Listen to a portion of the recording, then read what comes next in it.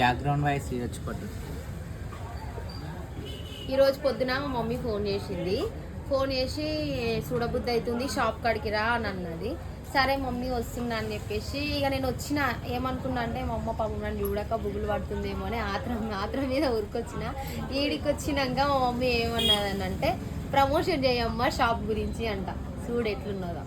ఏం చెప్పాలనుకుంటున్నా అని అంటే ఫైనల్గా ఇంతకు ముందు మా మమ్మీ షాప్లో అన్నీ చేసేదన్నమాట. ముచ్చటేంది అంటే చాలామందికి తెలుసు 100కి 100% ఏంటి అంటే పెద్ద కొత్తపల్లిలో మాకు షాప్ ఉన్న విషయం మీ అందరికి తెలుసు కదా.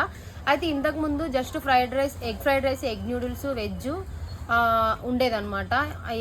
అంటే మమ్మీ ఒక్కతే కాబట్టి కొంచెం ఇబ్బంది అవుతుందని చెప్పేసి వేరే ఐటమ్స్ వేసేది కాదు.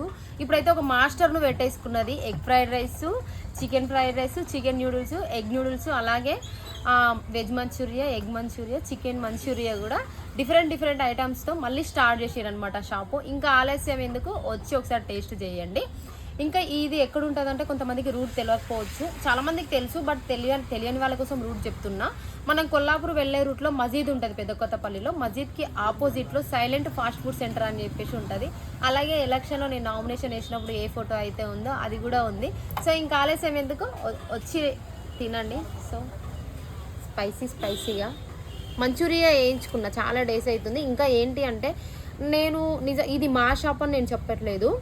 అసలు నేను ఎక్కడ కూడా బయట ఫ్రైడ్ రైస్ న్యూడిల్స్ ఎక్కువ తినను. తింటే లైట్గా బిర్యానీ మాత్రమే తింటా. కానీ మా షాప్లోనే నాకు నచ్చుతుంది. ఇంకా ఎక్కడ నచ్చుతుంది అంటే చైతన్యపురిలో మా హాస్టల్ గల్లీలో ఒక్క దగ్గర ఉంటుంది. ఇక్కడ తప్ప వేరే ఎక్కడ కూడా నాకు నచ్చలేదు.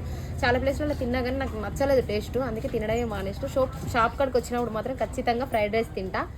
సో మీరు కూడా టేస్ట్ చేయండి. Thank you.